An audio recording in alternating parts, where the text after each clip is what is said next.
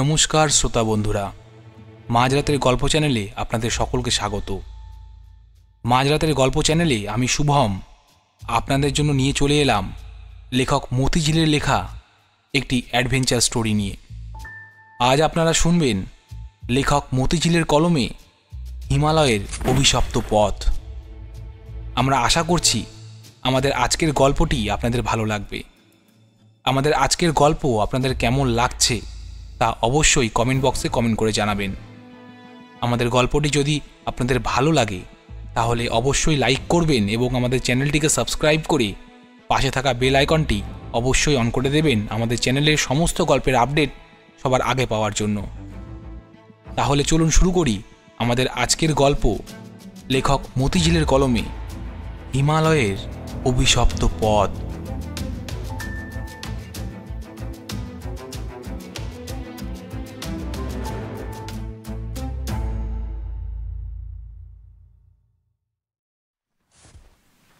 Mount এভারেস্টের base ক্যাম্পে পৌঁছানোর পর অভিযান দলের সদস্যরা একে একে নিজেদের অবস্থান প্রস্তুত করতে শুরু করে।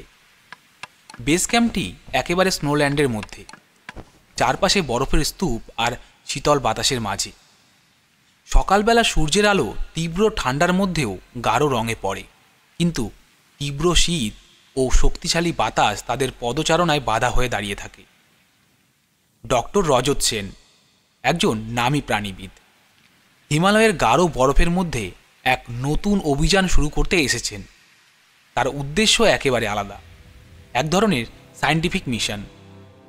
তিনি পুরো অভিযানের সঙ্গী নির্বাচন করেছেন, কিন্তু তাদের মধ্যেই রয়েছে একটি গোপন লক্ষ্য, ইয়েতি। বহুদিন ধরেই বিভিন্ন স্থান থেকে ইয়েতির উপস্থিতি সম্পর্কে খবর এসেছে, বিশেষ করে মাউন্ট এভারেস্টের আশপাশ থেকে।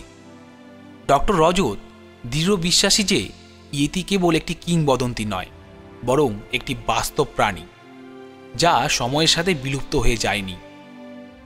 অ্যালেন গ্রিফিথ দলনেতা এই সব কিছু নিয়ে চিন্তিত ছিলেন। তিনি একজন অভিজ্ঞ পর্বতারোহী এবং তার কাছে ইয়েতি সম্পর্কিত সব কিছু ছিল একটি অযৌক্তিক গল্প, যা তার খুব একটা বিশ্বাসযোগ্য মনে হয়নি। অ্যালেন তার অস্বস্তি প্রকাশ করে বললেন, ডক্টর, আপনি কি নিশ্চিত এখানে ইয়েতি খুঁজে পাবেন? আমরা এখানে পর্বত জয় করতে এসেছি।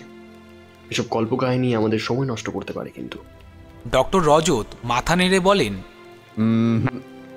না না অ্যালেন, এই অভিযান কেবল পর্বত জয় নয়, বরং ইতিহাসের পৃষ্ঠাগুলোকে নতুনভাবে লিখে ফেলা। আমি জানি যে ইয়েতি এখনো পৃথিবীতে বেঁচে আছে, আর আমাদের কাজ হবে তার অস্তিত্ব প্রমাণ করা। অ্যালেন ও তার দলীয় সদস্যরা অন্যমনস্ক হয়ে পড়ে। কেউ কেউ বিষয়টি পাত্তা দেয় না, কেউ আবার ভয় পায়। মায়া লামা দলের শেরপা তখন এগিয়ে এসে বললেন, ডাক্তার সাহেব, ইয়েতি শুধুমাত্র এক রহস্যময় প্রাণী নয়, এটি আমাদের পাহাড়ের সেরা অভিভাবক। এখানে তার স্থান এবং আমাদেরকে তার মধ্যে তেমন কিছু খোঁজার চেষ্টা করা উচিত হবে না। মায়ার কণ্ঠে কিছুটা দ্বিধা ও ভয় ছিল। তিনি স্থানীয় শেরপা হিসেবে অনেক পুরনো কিংবদন্তি জানতেন এবং ইয়েতির সম্পর্কে একাধিক ভয়ের গল্প শুনেছিলেন।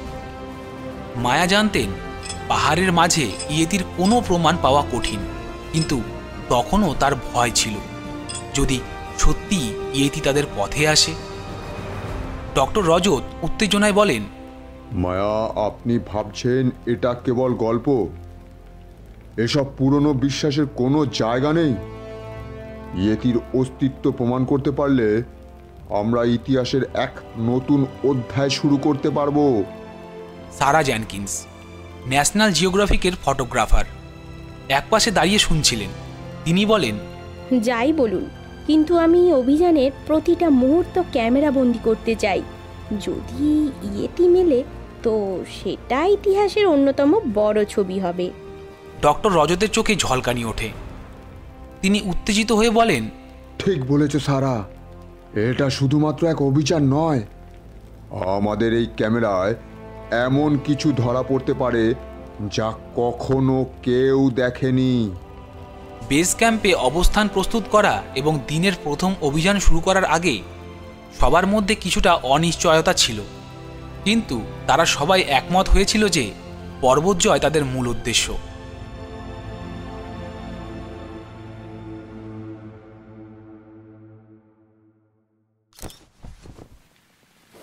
অতঃপর অভিযানের দিন শুরু হয়। সারা তার ক্যামেরা প্রস্তুত করে, অ্যালেন গ্রিফিথ দলকে দিক নির্দেশনা দেয়, আর মায়া তার স্থানীয় জ্ঞান নিয়ে দলকে পাহাড়ের খাজে খাজে পথ দেখাতে থাকে। ডক্টর রজত, যিনি সবচেয়ে বেশি উচ্ছ্বসিত ছিলেন, মাঝে মাঝে পিছনে ফিরে পাহাড়ের সাইডে কিছুটা মনোযোগ দিয়ে দেখছিলেন, যেন ইয়েতির কোনো সংকেত দেখেন।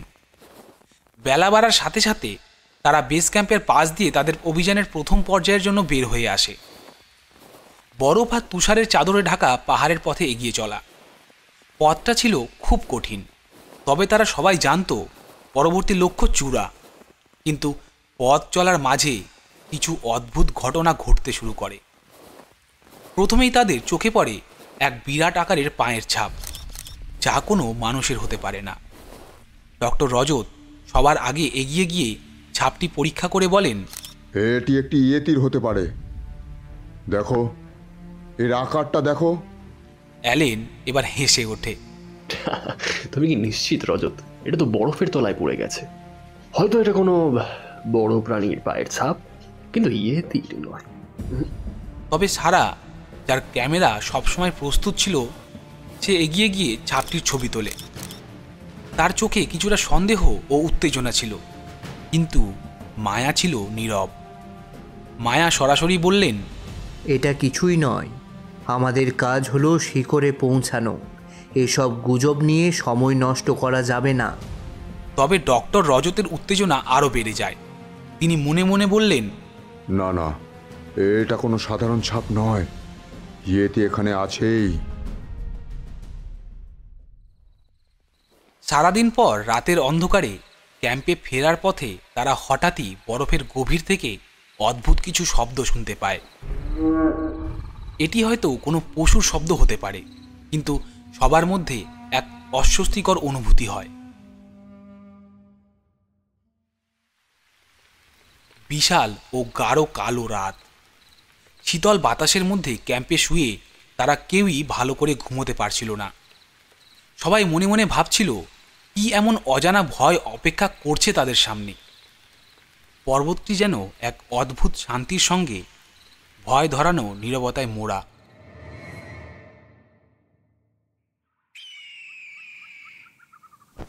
সকালে সূর্যের প্রথম আলো যখন বরফে পড়ল, তখন চারিদিক সোনার মতো ঝলমল করে উঠল। বেস ক্যাম্পের ওপরে বিশাল তুষারাবৃত চূড়া মাথা উঁচু করে দাঁড়িয়ে আছে, আর তার চারপাশে ছড়িয়ে থাকা বরফের স্তূপ যেন প্রকৃতির এক ভয়ঙ্কর অথচ সুন্দর চিত্রকলা। সকালটা ঠান্ডায় জমে যাওয়ার মতো। বাতাসের ঝাপটায় চামড়ার মধ্য দিয়ে হাড় পর্যন্ত ঠান্ডা প্রবেশ করছে। চারপাশে কোনো গাছপালা নেই, শুধু সাদা বরফের চাদর। মাঝে মাঝে পাহাড়ি হিমবাহগুলো ভেঙে পড়ার গম্ভীর শব্দ ভেসে আসছে, যেন প্রকৃতির নিজস্ব কোনো অঙ্গভঙ্গি। বেস ক্যাম্পে থার্মোমিটার দেখাচ্ছিল -15°C। দলনেতা অ্যালেন তাদের বলছিলেন, এটা কেবল শুরু। যত উপরে উঠব তাপমাত্রা আরও নিচে নামবে, কিন্তু মাথায় রাখো, ঠান্ডা আমাদের প্রতিপক্ষ নয়, বরং ঠান্ডা আমাদের সতর্ক বানায়। ক্যাম্পের চারপাশে ছড়িয়ে থাকা তাঁবুগুলো যেন ছোট ছোট রঙিন বিন্দু এই বিশাল বরফের রাজ্যে। ভেতরে তাপমাত্রা কিছুটা নিয়ন্ত্রিত থাকলেও বাইরে বের হলে দলটি যেন সরাসরি প্রকৃতির রোষানলে ঢুকে পড়েছে। ক্যাম্প থেকে দূরে তাকালে মনে হয় পৃথিবীর শেষ এখানেই। একটি কুয়াশার চাদর পুরো উপত্যকাকে ঢেকে রাখে। পাহাড়ি পথে কয়েকটি শেরপা দল দেখা গেল, যারা খাবার ও সরঞ্জাম বহন করছে। তাদের প্রত্যেকের মুখে কঠোরতা এবং অভিজ্ঞতার ছাপ স্পষ্ট। মায়ালামা একটু দূরে দাঁড়িয়ে কপালে হাত দিয়ে সূর্যের দিকে তাকালেন। মায়ার মুখে গম্ভীর চিন্তার রেখা দেখা যায়। পাহাড়ের স্থানীয় গল্প এবং কিংবদন্তিগুলো যেন এই পরিবেশের সঙ্গে মিশে গিয়েছে। তার ঠোঁট ফিসফিস করে কিছু বলছে, যা হয়তো তার নিজস্ব প্রার্থনা। ডক্টর রজত তার কাছে এসে জিজ্ঞেস করলেন। মায়া, কি দেখছো? মায়া কিছুক্ষণ চুপ থেকে বললেন, এই জায়গাটা বড়ই অদ্ভুত ডাক্তার সাহেব। এখানে অনেক অদেখা জিনিস আছে। আমরা কেবল বরফ আর শিকড় দেখছি, কিন্তু এর গভীরে এমন কিছু লুকিয়ে আছে যা কল্পনার বাইরে। দলটি বেস ক্যাম্প থেকে কিছুটা দূরে প্রথম পর্যায়ে ট্রেকিং শুরু করে।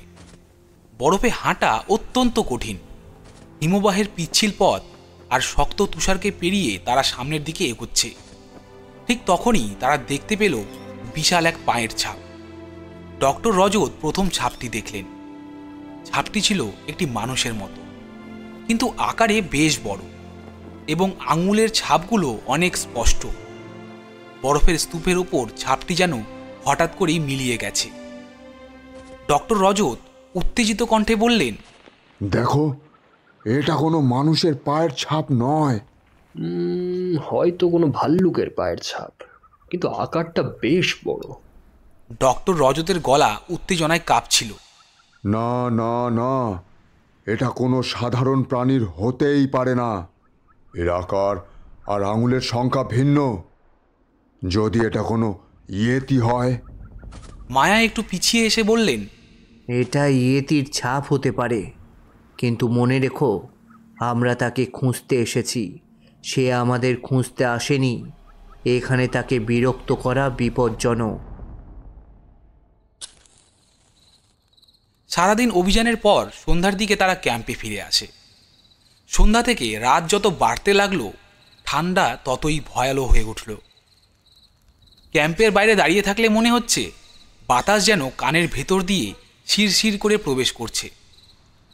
আকাশে অসংখ্য তারা দেখা যাচ্ছে, কিন্তু তাদের চারপাশ অন্ধকারে ভরা।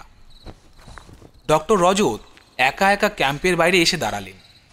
দূরে পাহাড়ের অন্ধকার কোণ থেকে অদ্ভুত এক শব্দ ভেসে আসছে, যেন কেউ হাঁটছে। তার কানে সেই শব্দগুলো আরও জোরালো হতে লাগলো। কেউ কি এখানে আছে? তিনি ডাকলেন, কিন্তু কোনো উত্তর এলো না। ক্যাম্পের ভেতরে সবাই ঘুমানোর চেষ্টা করছে, কিন্তু সেই অজানা শব্দগুলো সবাইকেই অস্বস্তিতে ফেলেছে। অ্যালেন ধমকের সুরে বললেন, ডক্টর, এবার ঘুমাতে যান।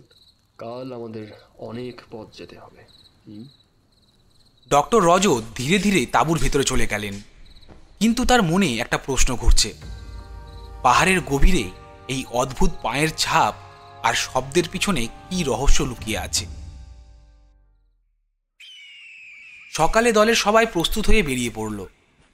বরফ ঢাকা পাহাড়ের পথের সৌন্দর্য যেমন মুগ্ধকর, তেমনি ভয়ঙ্কর। প্রত্যেকের শ্বাস ভারী হয়ে আসছে, কারণ উচ্চতা এবং ঠান্ডার প্রভাব তাদের ওপর ক্রমাগত চাপ সৃষ্টি করছে। মায়ালামা দলটির পেছনে, তার মুখে গভীর চিন্তার ছাপ। সকালবেলা তারা একটি সংকীর্ণ গিরিপথে পৌঁছালো। চারপাশে শুধু বরফ আর পাথরের স্তূপ। এই জায়গায় মানুষের পায়ের ছাপ প্রায় দেখাই যায় না, কিন্তু হঠাৎই দলের শেরপা নেতা তেনজিং থেমে গেলেন।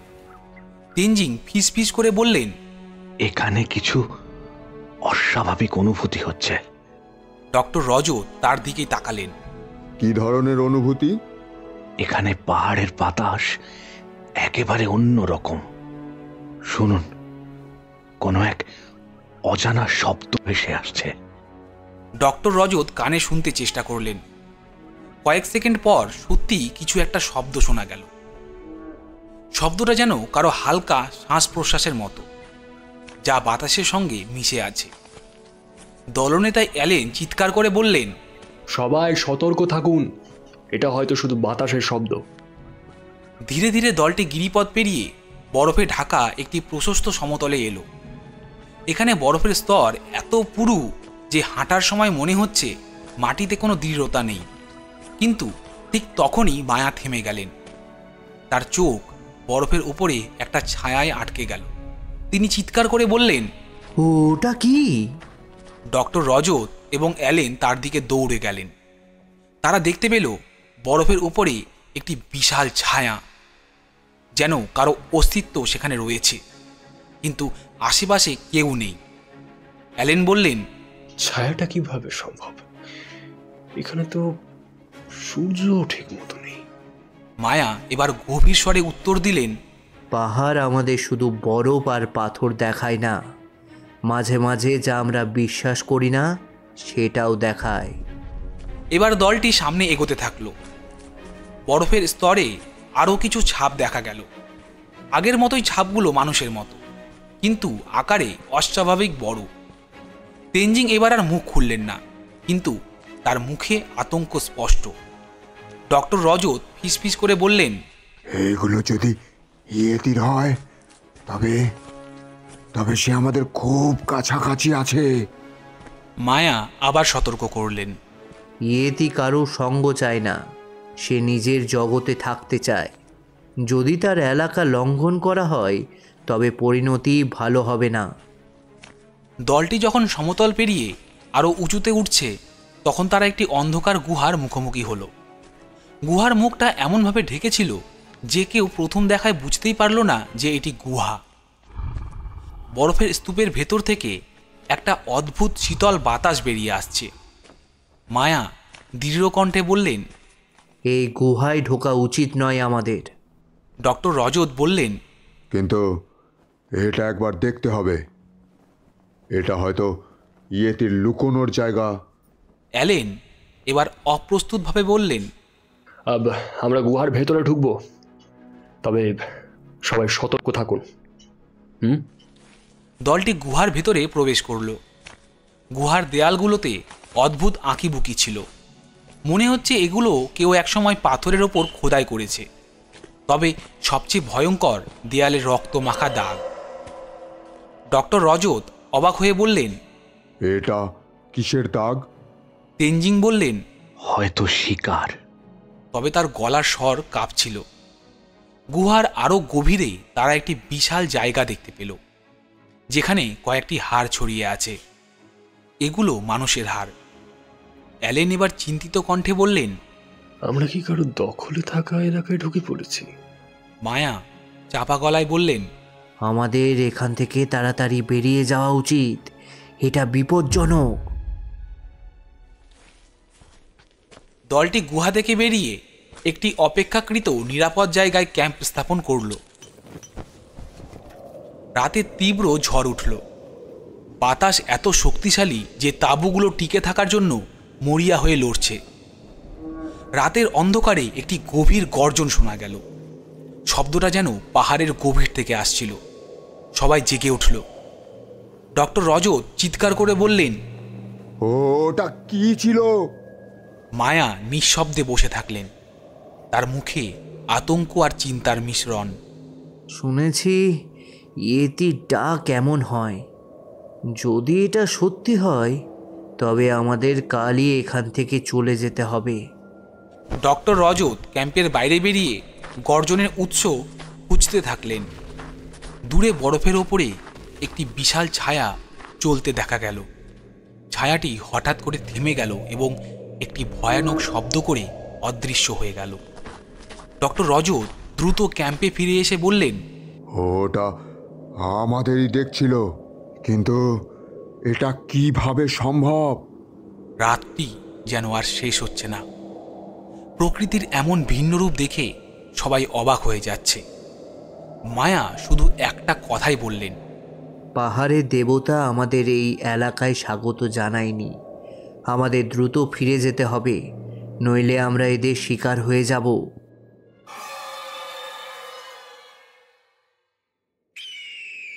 পরদিন সকালের আলো ফুটতে না ফুটতেই দলটি জেগে উঠল।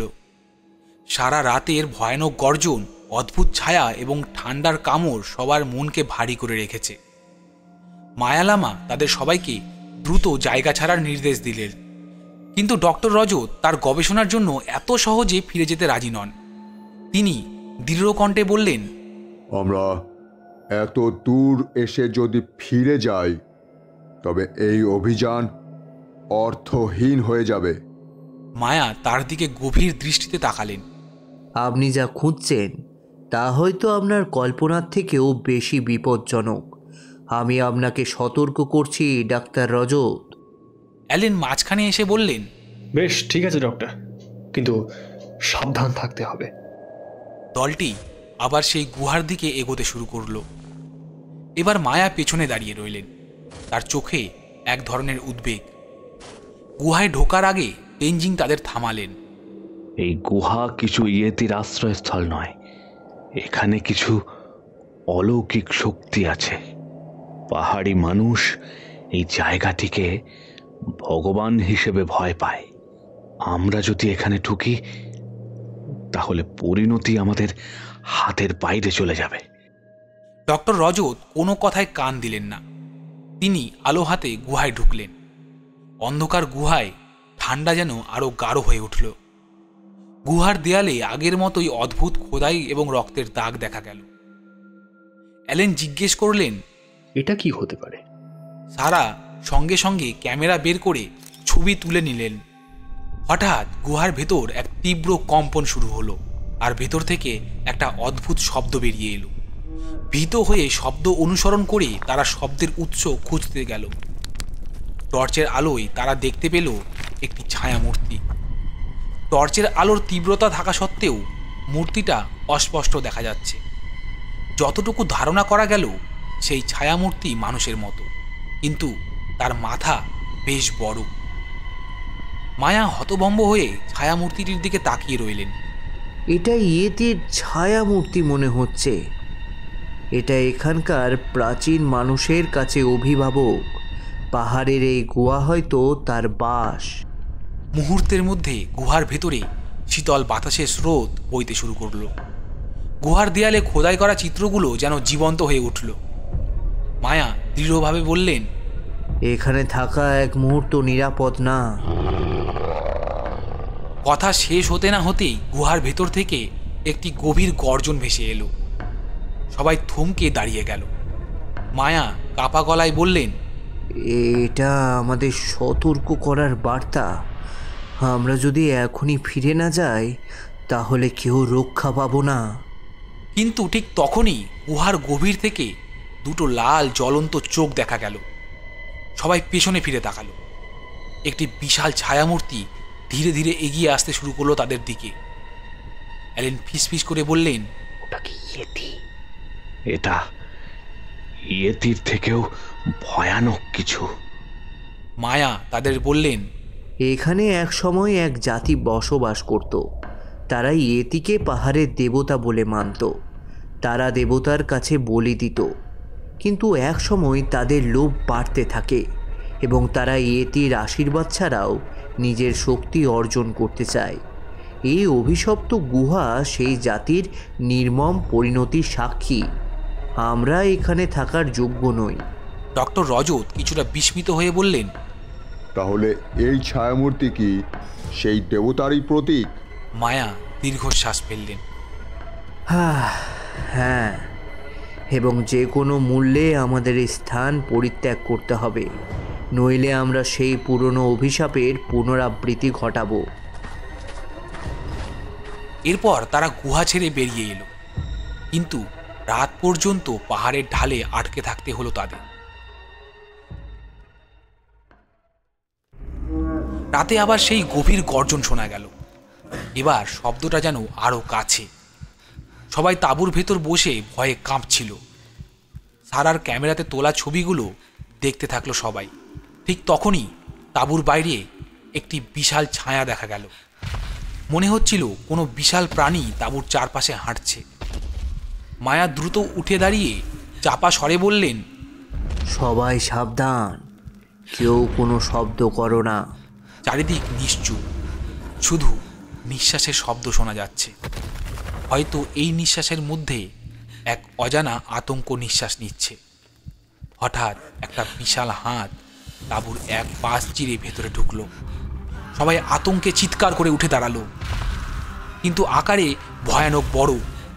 তাঁবুর মধ্যে রাত যেন থমকে গেছে। চারপাশে এতটাই নিস্তব্ধতা যে সবাই তাদের নিজের শ্বাস প্রশ্বাসের শব্দ শুনতে পাচ্ছে। কিন্তু সেই নিস্তব্ধতার মাঝেও বাইরের ভারী পদক্ষেপের আওয়াজ সবার শিরদাঁড়া ঠান্ডা করে দিল। যেন বিশাল একটি কিছু ধীরে ধীরে তাঁবুর চারপাশে হাঁটছে, তাদের পুঙ্খানুপুঙ্খভাবে লক্ষ্য করছে। ফিসফিস করে সারা বলল, আমাদের কিছু একটা করতেই হবে। তার হাতে ক্যামেরা শক্ত করে ধরা, কিন্তু তার ভয় এতটাই তীব্র যে তার হাত কাঁপছিল। চুপ করো, শব্দ করলে ওটা আমাদের দিকেই আসবে। তাঁবুর বাইরে বরফে স্পষ্ট বিশালাকার পায়ের ছাপ। তেনজিং এক মুহূর্তের জন্য তা দেখার চেষ্টা করলো এবং ফিসফিস করে বলল, এত বড় কোনো মানুষের পা হতে পারে না। এটা আমাদের এখান থেকে সরিয়ে দেওয়ার একটা চেষ্টা চলছে। ডক্টর রজত কৌতূহলী চোখে বাইরে তাকালেন।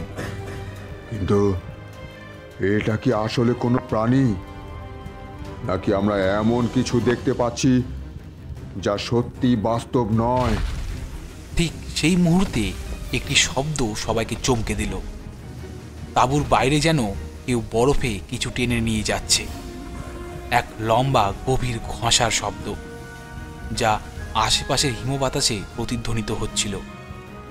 ঠিক তখনই মায়া বললেন, আমাদের এখান থেকে চলে যেতে হবে, আর এক মুহূর্ত এখানে থাকলে আমরা বাঁচব না।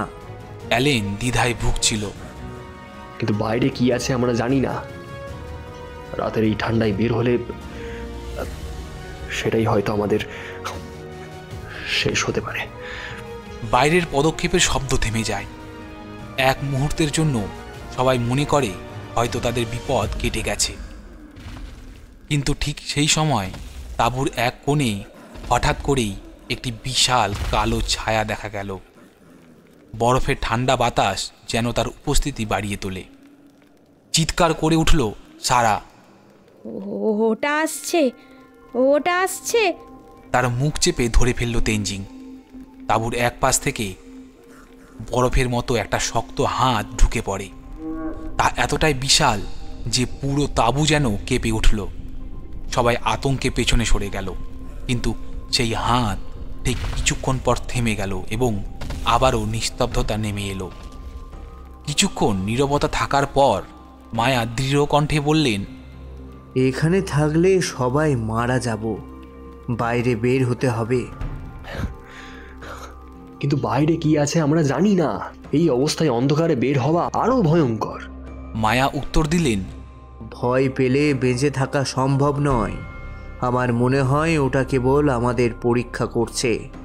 যদি সাহস করে বের হতে পারি, হয়তো আমরা বাঁচব। একসঙ্গে তাঁবুর বাইরে বের হলো সবাই। চারপাশে শুধু গভীর অন্ধকার আর বরফের দুনিয়া, কিন্তু তাদের ঠিক পেছনে বিশাল পায়ের ছাপ। পায়ের শব্দগুলো তাদের তাঁবু থেকে কিছু দূরে গিয়ে হঠাৎ করেই শেষ হয়ে গেছে। সারা কাপা কণ্ঠে জিজ্ঞেস করল, ওটা ওটা কোথায় গেল? ডক্টর রজত বললেন, আমি জানি না, কিন্তু এটুকু নিশ্চিত যেটা আমাদের চারপাশেই আছে। কিছু দূর এগিয়ে যাওয়ার পর তাদের চারপাশে অদ্ভুত এক অনুভূতি তৈরি হলো। শীত যেন আরো বেশি তীব্র হয়ে উঠল। বরফের মাঝে কোথাও একটা চাপা গর্জনের শব্দ শোনা গেল। মায়া নির্দেশ দিলেন, ওটা আমাদের কাছে আসছে, আমরা দ্রুত এগিয়ে চলি। চলতে চলতে তারা এক জায়গায় এসে দাঁড়ায়, যেখানে বরফের নিচে কিছু চাপা পড়ে আছে বলে মনে হয় তাদের। ডক্টর রজত নিচু হয়ে বরফ সরিয়ে দেখতে চেষ্টা করলেন, আর তখনই ভেসে এলো এক বিভীষিকাময় দৃশ্য। বরফের নিচে চাপা পড়েছিল বিশালাকার একটি কঙ্কাল। কঙ্কালটি মানুষের নয়, কিন্তু কোনো পশুরও নয়। ডক্টর রজত এবার একটু বিস্ময়ে জিজ্ঞেস করলেন, এটা কি? ফিসফিস করে মায়া বলল, ইয়েতি, এটাই তার পূর্বপুরুষ। এই পাহাড়ই তার বাসভূমি, আর আমরা সেই বাসভূমিতে অনুপ্রবেশ করেছি।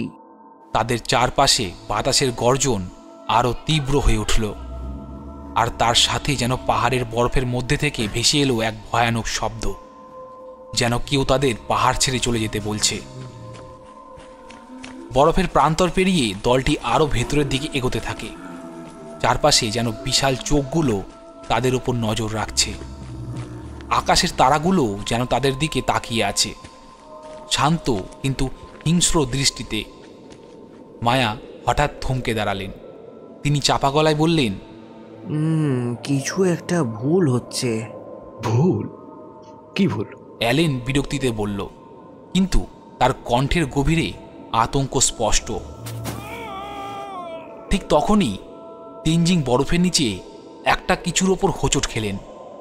টর্চের আলো ফেলে দেখা গেল বরফের নিচে চাপা পড়ে থাকা একটি মুখ, বিকৃত, বিভৎস, বিশাল ফোলা ঠোঁট, গর্তের মতো বড় চোখ, আর যেন শীতে জমে যাওয়া ফ্যাকাশে নীল চামড়া।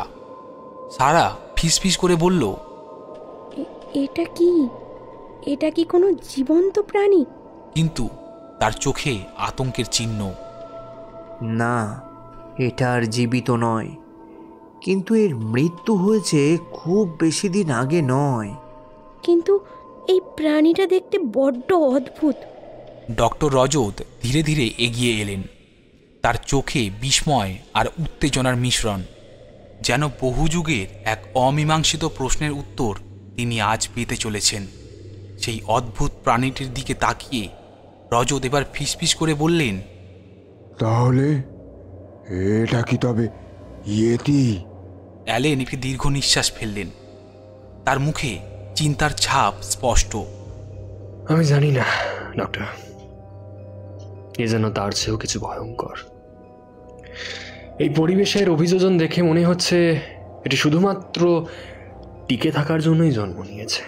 ডক্টর রজত চমকে উঠলেন। এর মানে কি অ্যালেন?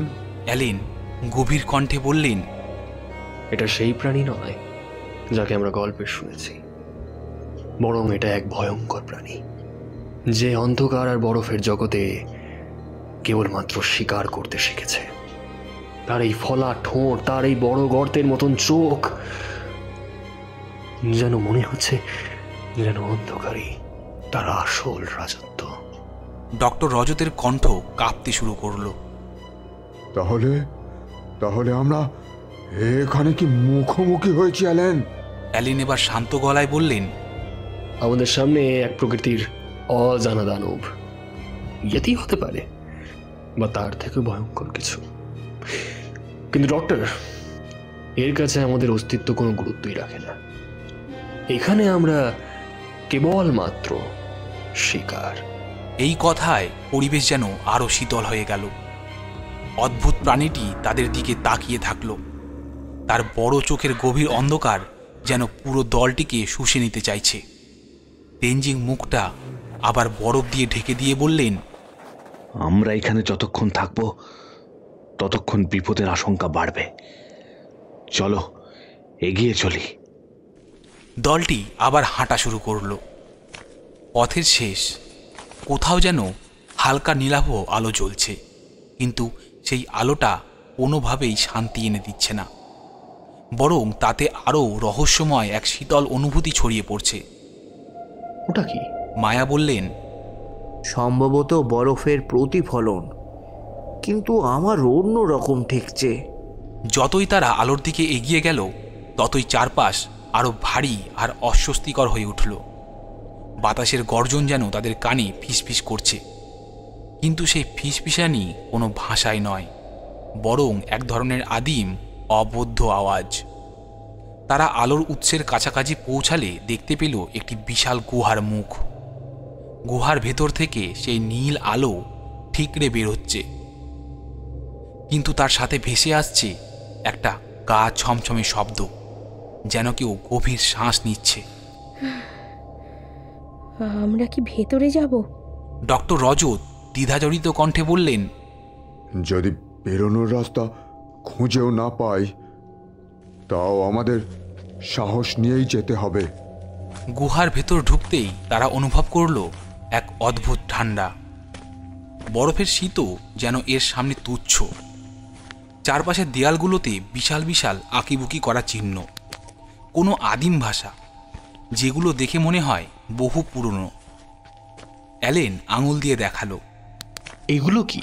তেনজিং বলল, আমার মনে হয় এগুলো ইয়েতির বংশধরদের সৃষ্ট কিছু, অথবা তাদের শিকারীদের। হঠাৎই গুহার ভেতর থেকে এক ভয়ঙ্কর গর্জন শোনা গেল। শব্দটি এতটাই তীব্র ছিল যে গুহার দেয়াল কেঁপে উঠল। বাতাস যেন আরো ভারী হয়ে গেল। মায়া এবার কাপা কণ্ঠে বললেন, ওটা এখানেই আছে।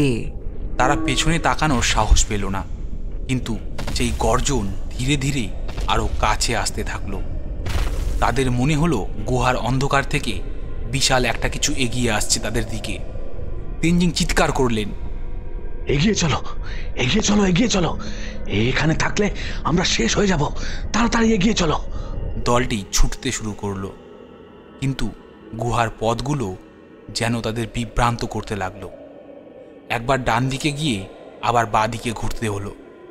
তাদের মনে হলো এই গুহা শুধু তাদের টেনে নিচ্ছে না, বরং তাদেরকে নিয়ে খেলছে।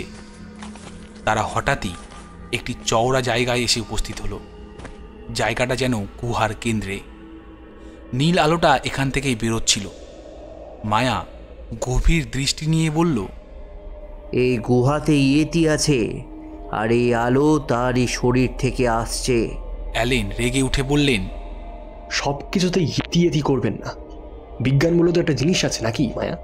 এই নীল আলো দেখে তোমার ভয় লাগছে, মানলাম, কিন্তু সেটা কোনো অপ্রাকৃতিক প্রাণী হতে হবে এমন কোনো মানে নেই। আসলে এই গুহার মতন আর্দ্র অন্ধকার জায়গায় কিছু বিশেষ ধরনের ছত্রাক বা ব্যাকটেরিয়া থাকতে পারে, যেমন ফাঙ্গি বা লুমিনিসেন্ট মাইক্রো অর্গানিজম, যেগুলি থেকে নীলাভ আলো নিঃসরণ হতে পারে। এটা পুরোপুরি প্রাকৃতিক বিষয়।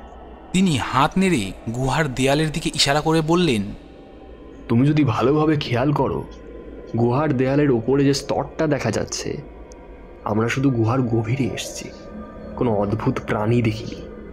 আর এই আলো তারই একটি ব্যাখ্যা হতে পারে। সব কিছুকে ভৌতিক বানানোর দরকার নেই। মায়া জেদ ধরে বললেন, তাহলে এই ছত্রাক নিয়ে তোমার বিজ্ঞানের যুক্তি বলছে, কিন্তু সেই ভয়ের আওয়াজ, সেটা কিভাবে ব্যাখ্যা করবে? অ্যালেন একটু থেমে বিরক্ত ভঙ্গিতে বললেন, যে কোনো প্রাকৃতিক কারণ হতে পারে। হয়তো বাতাসের গতিতে গুহার ভেতরের ফাঁপা জায়গা দিয়ে শব্দ হচ্ছে। সব কিছুতেই রহস্য খুঁজে বের করার দরকার নেই মায়া। তাদের তর্ক চলতে থাকলো। আর ঠিক তখনই গুহার আলোতে যা দেখা গেল তা তাদের নিঃশ্বাস বন্ধ করে দিল। এক বিশাল বরফের স্তম্ভের নিচে আটকে আছে একটি ভয়ঙ্কর দানবের শরীর। তার মুখ বিকৃত, চোখ বন্ধ, কিন্তু মুখে জমে থাকা ক্রোধ স্পষ্ট, এবং সেই স্তম্ভের চারপাশে ছড়িয়ে আছে আরও কয়েকটি মৃতদেহ। অ্যালিন ফিসফিস করে বলল, এটা কি আমাদের এরকম করবে? তাদের পায়ের তলায় হঠাৎ করেই বরফ ভাঙতে শুরু করলো। গর্জন আরো কাছে আসতে থাকলো, আর সেই বরফে চাপা দানবের চোখ খুলে গেল। দলটি স্তম্ভিত হয়ে দাঁড়িয়েছিল। দানবটির চোখ খুলে গেছে এবং তার দৃষ্টি সরাসরি তাদের দিকে স্থির, যেন সে তাদের আত্মা অবধি দেখতে পাচ্ছে। তার চোখে ক্রোধ, প্রতিহিংসা আর এক শীতল শূন্যতা, যা কোনো জীবন্ত প্রাণীর চোখে থাকার কথা নয়। অ্যালেন এবার কাপা গলায় বলল, এটা কিভাবে সম্ভব? মায়া পেছনের দিকে ধীরে ধীরে সরে যেতে শুরু করলেন। এটা বরফে বন্দি নয়, এটা বরফেরই অংশ, একেবারে জীবন্ত। বরফের মধ্যেই তার শক্তি। আমাদের এখানে থাকা মানে তার জন্য খাবার হয়ে যাওয়া। দানবটি হঠাৎই এক বিকট গর্জন করল। গুহার দেয়ালগুলো কাঁপতে শুরু করলো, আর দলটি টের পেল মেঝে ধীরে ধীরে ফেটে যাচ্ছে। বরফের নিচ থেকে ফাটল ধরে কালো এক শূন্যতা বেরিয়ে আসছে, যেন নিচে কোনো তল নেই। তেনজিং চিৎকার করলেন, এখান থেকে বেরোতে হবে, এখান থেকে যত তাড়াতাড়ি সম্ভব বেরোতে হবে। তারা ছুটতে শুরু করলো, কিন্তু এই গুহা যেন তার নিজস্ব প্রাণ নিয়ে জেগে উঠেছে। প্রতিটি মোড়ই যেন এক জায়গায় ফিরিয়ে নিয়ে আসছে তাদের। মেঝের বরফে তাদের পায়ের ছাপগুলোই বারবার দেখা যাচ্ছে। সারা আতঙ্কে চিৎকার করে উঠল, আমরা কি ঘুরে ঘুরে একই জায়গায় ফিরে ফিরে আসছি? তেনজিং বললেন, না, বরফ আমাদের আটকে রাখছে। এটা তার এলাকা, আর আমরা শুধু শিকার। এমন সময় পেছন থেকে হালকা পায়ের শব্দ শোনা যাচ্ছিল, বরফের ওপর দিয়ে টেনে নেওয়ার মতো। আলো ফেলে দেখতে পেল তারা সেই দানবটি বরফের স্তম্ভ থেকে ধীরে ধীরে বেরিয়ে আসছে। তার বিশাল হাত, লম্বা নখগুলো বরফ খুঁড়ে খুঁড়ে তাদের দিকে এগোচ্ছে। তো রজত চিৎকার করলেন, ওটা ওটা ধীরে ধীরে এগোচ্ছে, আমাদের সময় আছে। কিন্তু মায়া থেমে গেলেন। না, এটা ধীরে এগোচ্ছে, কারণ ও আমাদের ভয় দেখাচ্ছে। ও চাই আমরা আরও ভুল করি। ও চাই আমরা আতঙ্কে মরার মতো অসহায় হই। ঠিক তখনই মায়ার চোখে পড়ে এক সরু ফাটল, যেখান থেকে বাতাস আসছে। তিনি চিৎকার করলেন। ওখান দিয়ে বেরোনোর রাস্তা আছে। তারা একসঙ্গে সেই ফাটলের দিকে ছুটতে শুরু করলো, কিন্তু গর্জন আরও শক্তিশালী হয়ে উঠেছে। নিচে ফাটতে শুরু করলো, বরফের খণ্ড খসে পড়তে লাগলো। চারপাশে ঠান্ডা যেন তাদের শ্বাস আটকে দিচ্ছে।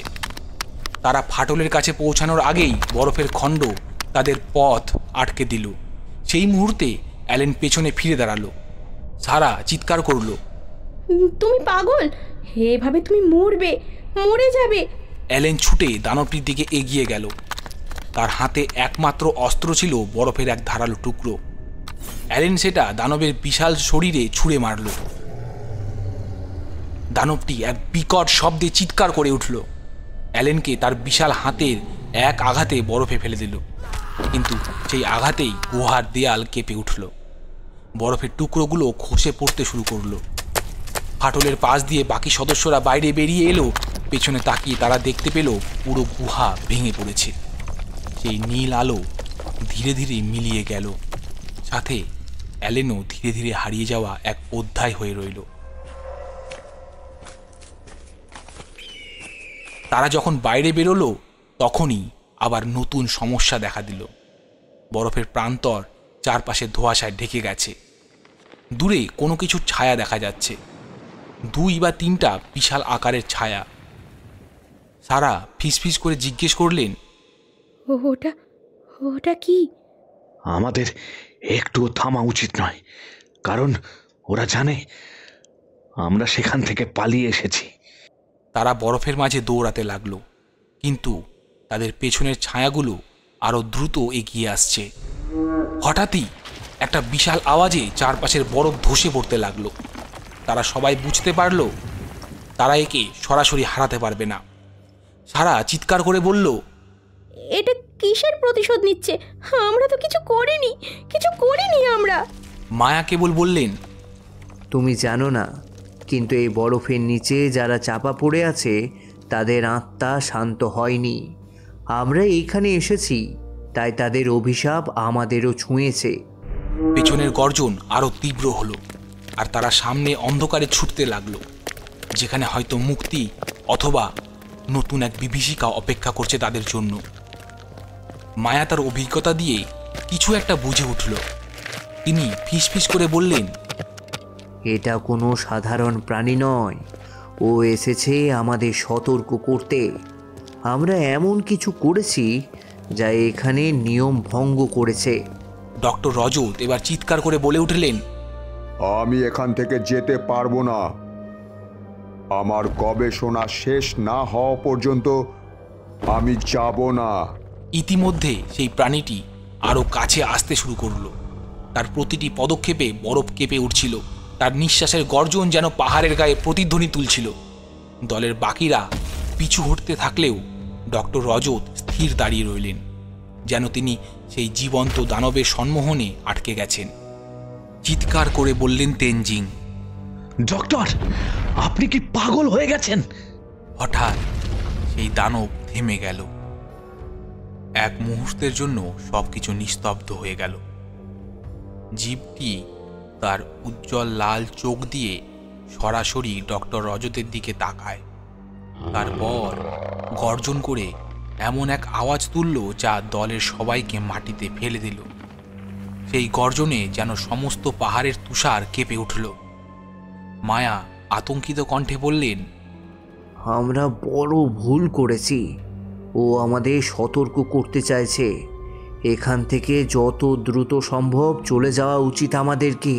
সারা ফিসফিস করে বলল, কিন্তু আমরা কি ফিরে যেতে পারবো? দানবটি ধীরে ধীরে তাদের দিকে এগিয়ে আসতে থাকলো। তেনজিং এই সুযোগে দলের সবাইকে একত্রিত করল।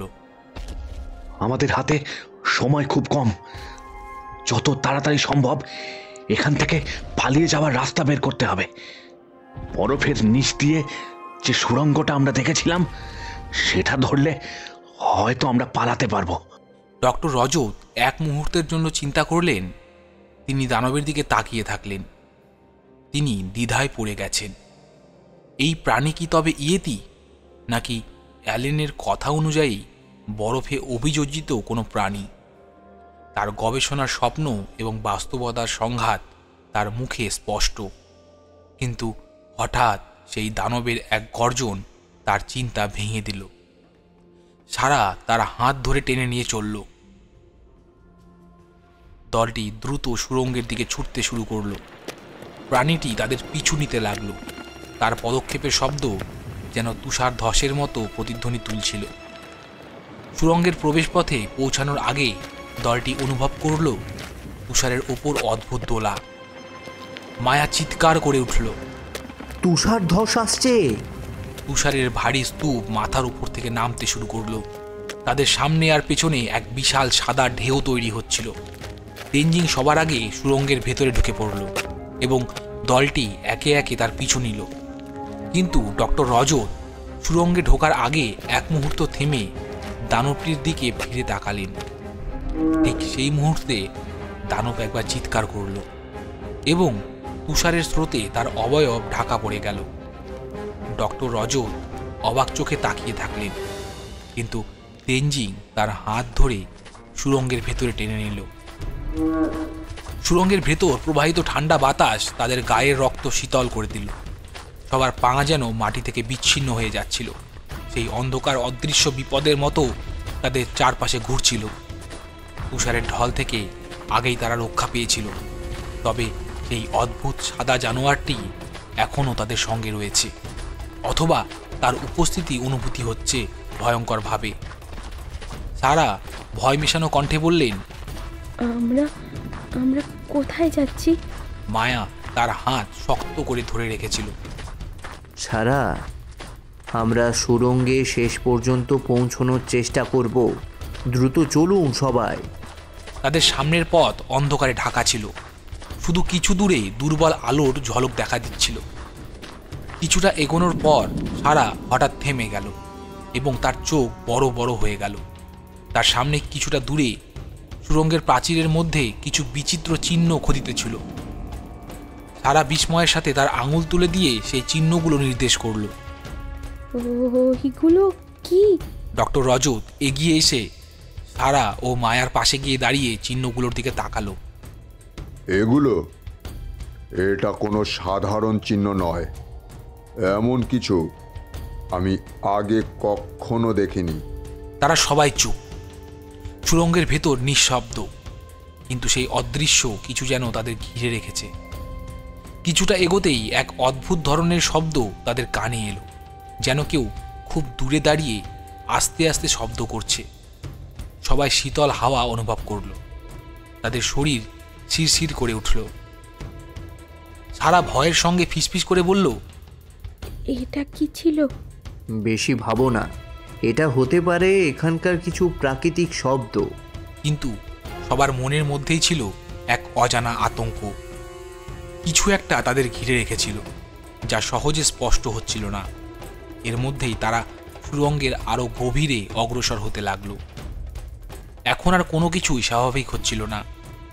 সুড়ঙ্গের দেওয়ালে ভাঙাচোরা অংশ আর অনেক জায়গাতেই অদ্ভুত অবিকৃত চিহ্ন বা কাঠামো খোদিত আছে, যেন কোনো প্রাচীন শক্তির চিহ্ন। তারা একে একে সেই জায়গাগুলো পার হচ্ছে, কিন্তু মনে হচ্ছে যেন কিছু অতীতের শক্তি তাদের লক্ষ্য করছে। ডক্টর রজত কিছু না বললেও তার চোখে কিছু একটা আছে, যেন সে নিজেও অনুভব করতে পারছে না কি হচ্ছে। তাদের মধ্যে এক অস্বাভাবিক চুপচাপ বিরাজ করছে। এই সময় সুড়ঙ্গের শেষ দিকে একটা দৃশ্য উঠে এলো, একটা পুরনো ধ্বংসস্তূপ, যেখানে কিছুটা অগ্নিশিখার মতো দপদপ করছে। সারা ভয়ে ভয়ে বলল, এটা এটা কি কি এটা? তেনজিং দ্রুত তার হাতে থাকা ল্যাম্পটিকে সামনে এগিয়ে দেখল। তার চোখ বড় হয়ে গেল। এটা তো এটা প্রাচীন বৌদ্ধ স্তূপের মতো কিছু। বৌদ্ধ স্তূপের চারপাশে বেশ কিছু ভাস্কর্য খোদাই করা। প্রতিটি ভাস্কর্য তিব্বতীয় ধর্মীয় বিশ্বাসের প্রতীক, যার মধ্যে দেখা যাচ্ছে বুদ্ধের নানা মূর্তি, যা বিভিন্ন ভঙ্গিতে অবস্থিত। কিছু মূর্তির চোখে ছিল অদ্ভুত লালচে দীপ্তি, যেন তারা জীবন্ত এবং অদৃশ্যভাবে সেই অবাস্তব স্থানটিকে পর্যবেক্ষণ করছে। কিছুর হাতে ছিল শঙ্খ, কিছুটা ত্রিশূলের মতো অস্ত্র ধারণ করে, আবার অন্যদের হাতে ছিল ধ্যানের মুদ্রা, যেন তারা অনন্তকাল ধরে ধ্যানমগ্ন। স্তূপের আশেপাশের দেয়ালগুলোতে প্রাচীন বৌদ্ধ চিত্রকর্ম খোদাই করা, যেগুলোতে বুদ্ধের জীবনযাত্রা ও ধর্মীয় আচার অনুষ্ঠানের দৃশ্য ফুটে উঠেছে। দেয়ালে চিত্রিত বুদ্ধের মহা পরিনির্মাণ, তার শিক্ষা গ্রহণের দৃশ্য এবং তার মৃত্যুর পরবর্তী ঘটনাবলী। কিন্তু এখানে আরও কিছু বিচিত্র দৃশ্য দেখা যাচ্ছে। কিছু দেওয়ালে ভীতিকর দৃশ্যের চিত্র অঙ্কিত, প্রাচীন বৌদ্ধ দানবের লড়াইয়ের দৃশ্য, যেগুলি মাঝে মাঝে রক্তমাখা শ্বেত পাথরের ওপর আঁকা। এসব চিত্রকর্মের মধ্যে এক ধরনের অস্পষ্ট ভয়, অদৃশ্য শক্তির উপস্থিতি দেখা যাচ্ছে। সারা বলল, কিন্তু এতটা অন্ধকারের মধ্যে এই জায়গায় এমন স্তূপ কেন? এটা আমাদের শেরপা সম্প্রদায়ের তৈরি। আমরা পাহাড়ি দেবতার প্রতি শ্রদ্ধা জানিয়ে এ ধরনের স্তূপ তৈরি করি। শেরপারা বিশ্বাস করে পাহাড়ে এমন কিছু শক্তি আছে যা আমাদের মতো মানুষদের জন্য ক্ষতিকর। আমরা এই স্তূপগুলি তৈরি করি সেই শক্তিকে শান্ত রাখার জন্য। এবার তারা আরও কাছে এগিয়ে যাওয়ার সাথে সাথে অগ্নিশিখার পরিসরে কিছু অদ্ভুত ক্ষতবিক্ষত শরীরের ছোঁয়া দেখতে পেল। এটা আসলে একটা প্রাচীন অন্ধকার শক্তির বাসস্থান ছিল। তাদের মধ্যে কেউই আর পেছনে ফিরে যেতে চায়নি, কারণ তারা জানত এটা তাদের একমাত্র পথ। তবে মন্দিরের ভেতরে প্রবেশ করার আগে এক ভয়ঙ্কর মর্মান্তিক কণ্ঠ ভেসে এলো। সেই কণ্ঠ যেন তাদের ভেতরের সমস্ত ভয় কেড়ে নিচ্ছিল, এবং সবাই একে একে দাঁড়িয়ে পড়ল। মায়া অস্পষ্টভাবে বলল, এটা কিছু একটা এখানে আছে। এটা কোনো বৌদ্ধ স্তূপ নয়, কোনো অজানা শক্তির আস্তানা। তারা সুড়ঙ্গের ভেতর প্রবেশ করল। প্রবেশের সঙ্গে সঙ্গে মনে হচ্ছিল যেন ওই অদৃশ্য শক্তি তাদের ঘিরে ফেলেছে। তাদের শ্বাসও যেন ভারী হয়ে গিয়েছিল এবং কেমন যেন মনে হচ্ছিল তারা এই পৃথিবীর বাইরে চলে এসেছে। সেই ভয়ঙ্কর উপস্থিতি তাদের পিছু নিতে থাকল। সুড়ঙ্গের দেওয়ালে একের পর এক অদ্ভুত দাগ উঠতে লাগলো, যেন তারা এমন কোনো জায়গায় পৌঁছেছে যেখানে ভয়ের মুখোমুখি হওয়ার অপেক্ষা করছে। যেতে যেতে তারা দেখল একটা বিশাল কালো পাথরের ভাস্কর্য, যা পুরনো এক দৈত্যের রূপ ধারণ করেছে। ভাস্কর্যটির চোখগুলো যেন জীবন্ত। তার দৃষ্টি তাদের ওপর পড়তেই সবাই এক পা পিছিয়ে গেল। ডক্টর রজত ভীত স্বরে বলল, আমরা আমরা কোথায় আছি? সামনে এক গভীর অন্ধকার আর চরম বিপদ তাদের দিকেই এগিয়ে আসছে। জায়গাটার মধ্যে এক অদ্ভুত অন্ধকার বিরাজ করছে, যেন আলো ও অন্ধকারের সীমানা মিশে গেছে সেখানে। তারা যেন এক নতুন অজানা বিশ্বের মধ্যে প্রবেশ করেছে। চারপাশে বালির মতো সোনালি ধুলো উঠছে, তবুও কোথাও একটুও বাতাস নেই। তারপরে অদৃশ্য এক চুপচাপ শীতল ভাব সমস্ত স্থানে ছড়িয়ে পড়ছে। সেই জায়গার ভিতরে দূর থেকে এসে কিছুটা ঝাপসা আলোর ঝলক দেখা গেল, এবং তাতে আকাশের অন্ধকারে ডুবে যাওয়া পাথরের দিক থেকে ধীরে ধীরে একটি কালো ভাস্কর্যের আবির্ভাব ঘটতে শুরু করল। বিভিন্ন প্রকারের ভুতুড়ে আবেগ শরীরের স্নায়ুতে অনুভূতি হচ্ছিল, যেন কোনো কিছু তাদের জন্য অপেক্ষা করছে। সারা, রজত এবং অন্যান্যরা একে অপরকে দেখে শঙ্কিত চোখে দাঁড়িয়ে রইল। তাদের মাঝখানে একটি বিস্ময় এবং ভয় একযোগে কাজ করতে লাগলো। সেই ভাস্কর্যটি ছিল এমন এক নির্মম ভয়ঙ্কর সৃষ্টি, যার চোখের গোলক এত গাঢ় যেন সেটা অন্ধকারের অন্তর্গত।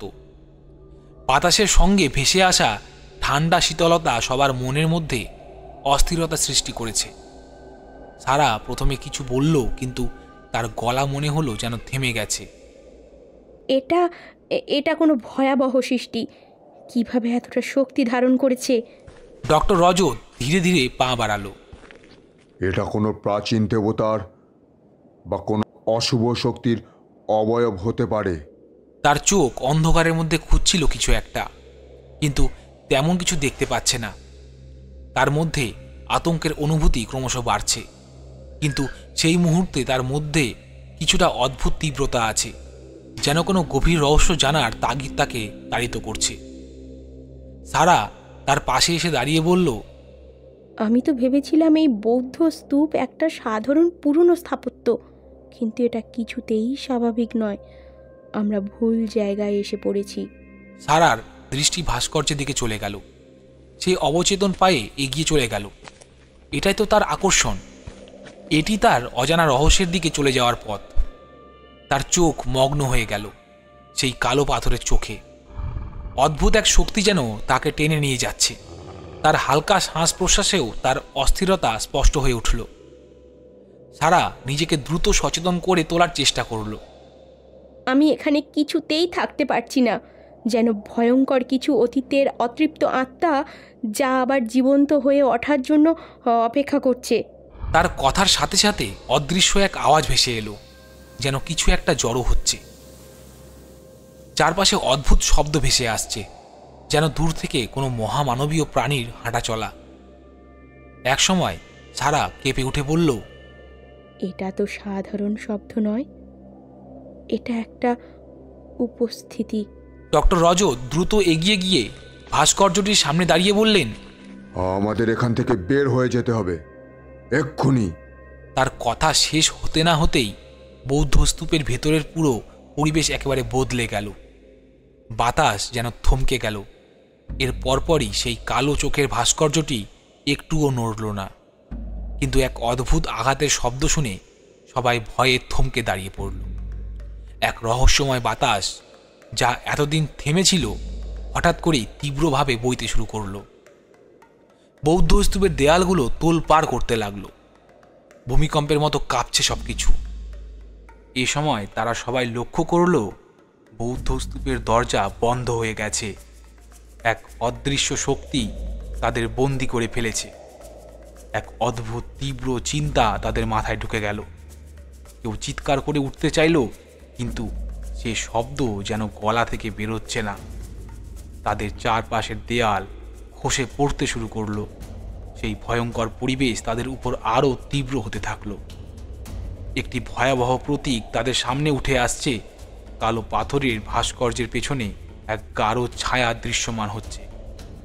সারা সিটিয়ে গিয়ে বলল, এটা এটা কি পুরনো এক দানবের রূপ? তেনজিং তীব্র অস্থিরতার মধ্যে বলল, এটা এটা এক ধরনের আতঙ্ক, যা একে একে আমাদের সকলের শ্বাস বন্ধ করে দেবে। এটা কোনো সাধারণ আতঙ্ক নয়, এটা এক ভয়ঙ্কর অপার শক্তির অভ্যন্তর থেকে বেরিয়ে আসছে। তার কথা শেষ হওয়ার সঙ্গে সঙ্গেই স্তূপের চারপাশে সেই ভয়ঙ্কর দানবের অবয়ব উপস্থিতি স্পষ্ট হতে শুরু করলো। হালকা আলো যেন তীব্র কালো তিমির থেকে বেরিয়ে আসছে, একটি দানবীয় রূপ ধারণ করে। সে দানবের মুখ খোলা, কিন্তু তার চোখে কোনো অনুভূতি নেই। তার শরীরের প্রতিটি অংশ যেন জীবন্ত, এবং তার লালচে চোখ দিয়ে অন্ধকারের মধ্যে ঘুরে চলেছে। তার পায়ের আওয়াজে যেন পাথরের উপর চাপ পড়ছে, তারা শুনতে পাচ্ছিল।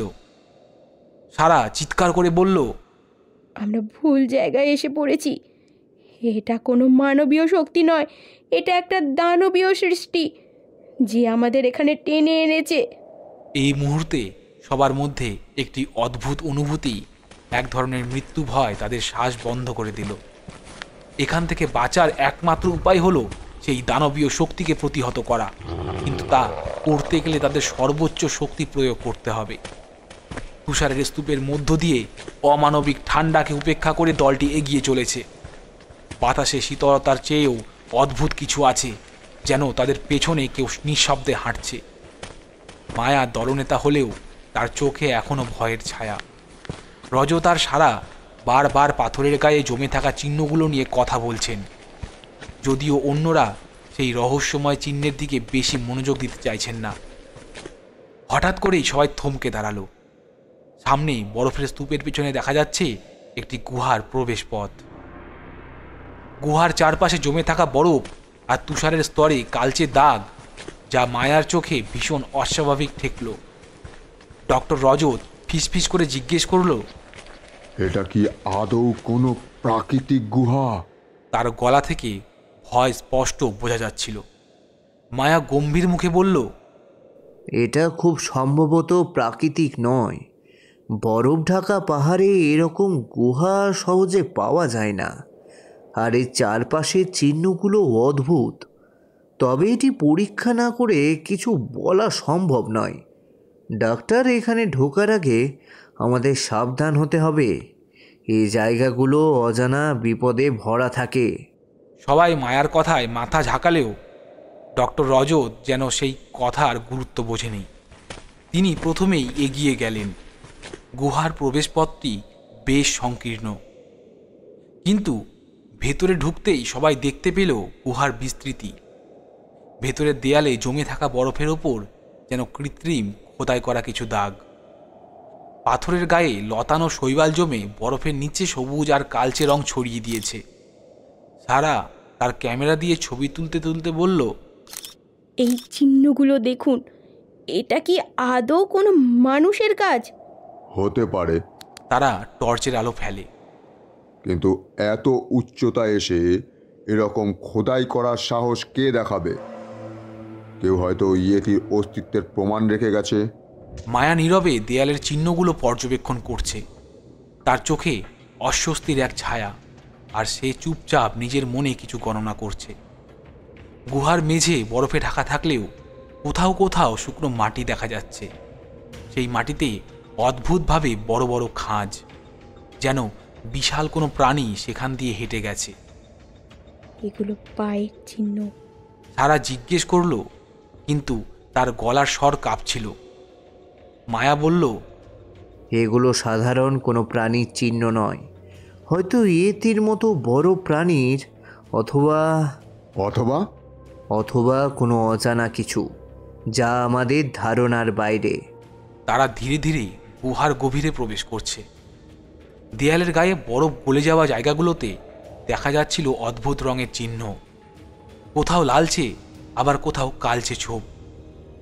এসব যেন মানুষের রক্তের মতো শুকিয়ে গেছে। সারা প্রশ্ন করল, এগুলো কি রক্ত? হতে পারে, তবে কার সেটা বলা যাচ্ছে না। গুহার ভেতরের পরিবেশ ক্রমশ ভারী আর শীতল হয়ে উঠেছে। বাতাসে যেন অদ্ভুত একটা গন্ধ, যা ঠান্ডার মধ্যেও সবাইকে অস্বস্তি দিচ্ছে।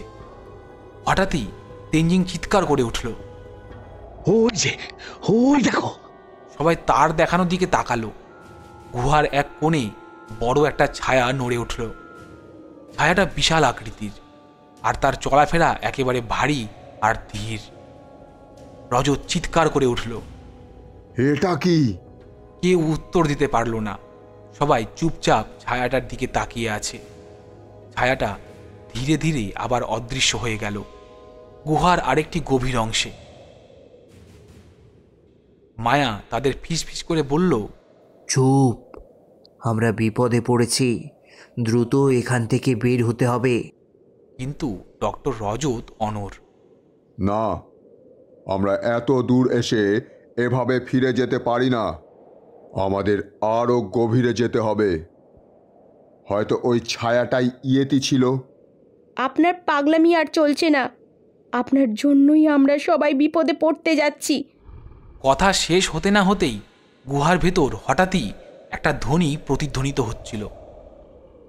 সেটা যেন ভারী শ্বাস নেওয়ার শব্দ, অথবা কোনো বড় প্রাণীর গর্জন। মায়া সবাইকে বলল, চলো সবাই, এখনই বেরোতে হবে। আমরা যা দেখলাম সেটাই যথেষ্ট। তারা পিছু হটার চেষ্টা করছে, কিন্তু তখনই গুহার মেঝে তাদের পায়ের নিচে কেঁপে উঠল। গুহার ভেতরের শিলাখণ্ডগুলো ধীরে ধীরে সরে যেতে শুরু করলো, আর এক ধরনের অজানা শব্দ তাদের পেছনে এগিয়ে আসতে শুরু করলো। গুহার মেঝের কাঁপন ধীরে ধীরে তীব্র হচ্ছে। পাথরের দেয়াল থেকে বরফের টুকরো ভেঙে পড়ে মাটিতে ছড়িয়ে যাচ্ছে। দলটি থমকে দাঁড়ালো।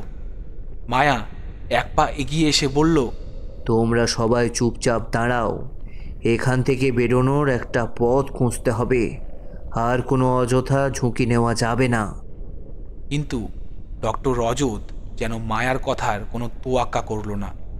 তিনি সামনে এগিয়ে গুহার দেয়ালে আঁকা চিহ্নগুলোর দিকে ইশারা করে বললেন, দেখো, এই চিহ্নগুলো একটা স্পষ্ট বার্তা দিচ্ছে। এটা নিশ্চিত যে এখানে কোনো সভ্যতা ছিল। হয়তো এটাই ইয়েতি বা কোনো অজানা প্রাণীর বাসস্থান। মায়া গলা শক্ত করে বলল, রজত, আমরা এখানে প্রাণ রক্ষা করতে এসেছি, আবিষ্কার করতে নয়। যদি এখনই বের না হই তাহলে আর ফিরে যেতে পারবো না। হঠাৎ করে আবার সেই ভারী গর্জনের শব্দ শোনা গেল। এবার সেটা খুব কাছ থেকে আসছে। দলটি থেমে গেল। সারা ফিসফিস করে বলল, ওটা কি আমাদের দিকে আসছে? মায়া চারপাশে দেখে বলল, এখানে দুটো পথ আছে। এক পথ দিয়ে আমরা ঢুকেছিলাম, আর একটা পথ সামনের দিকে যাচ্ছে। আমাদের সেই পথ দিয়ে বেরোনোর চেষ্টা করতে হবে। দলটি ধীর পায়ে গুহার গভীর দিকে এগোতে শুরু করলো। পাথরের দেয়ালের ফাটলগুলো দিয়ে ঠান্ডা বাতাস ঢুকছে। টর্চের আলোয় তারা দেখতে পেল গুহার মেঝেতে বড় বড় খাঁজ তৈরি হয়েছে, যেন কেউ বিশাল আকৃতির পায়ের ছাপ রেখে গেছে। ডক্টর রজত এবার ফিসফিস করে বলল, এগুলো কি কোনো পশুর পায়ের ছাপ? মায়া গম্ভীরভাবে বলল, না, এগুলো কোনো অজানা জীবের, এবং সে জীব এখানেও কোথাও তো আছেই। গুহার ভেতর আরও অন্ধকার হয়ে উঠল। টর্চের আলোয় হঠাৎই তারা দেখতে পেল একটি জায়গায় মাটিতে কিছু ছাই আর কাঠের টুকরো পড়ে আছে। এখানে আগুন জ্বালানো হয়েছে, কিন্তু এত গভীরে এসে আগুন জ্বালাবে কে? অন্য অভিযাত্রী হতে পারে, কিন্তু আশ্চর্যের বিষয় হলো আগুনটা খুব বেশি পুরনো নয়। দেখে মনে হচ্ছে কয়েকদিন আগেই কেউ এটা জ্বালিয়েছিল। তারা আরও কিছুক্ষণ হাঁটার পর একটি বড় গুহা চত্বরের সামনে এসে দাঁড়ালো। জায়গাটা যেন এক বিশাল কক্ষের মতো। চারপাশে পাথরের স্তম্ভ আর মেঝেতে বড় বড় ফাটল। গুহার দেয়ালে অদ্ভুত খোদাই করা চিত্র দেখা যাচ্ছে। এগুলো মানুষই করেছে, তবে কবে? মায়া এক পা এগিয়ে গিয়ে খোদাইগুলো পরীক্ষা করছে। চিত্রগুলোর মধ্যে মানুষ আর বিশাল এক দানবের লড়াইয়ের দৃশ্য। এটা কি কোনো কিংবদন্তির অংশ? মায়া চুপ করেছিল। তার চোখে ভয় আর সতর্কতার ছাপ স্পষ্ট। হঠাৎই কক্ষের আরেক প্রান্ত থেকে একটা বিকট আওয়াজ এলো। সবাই তাকিয়ে দেখল একটা বিশাল ছায়া তাদের দিকে এগিয়ে আসছে।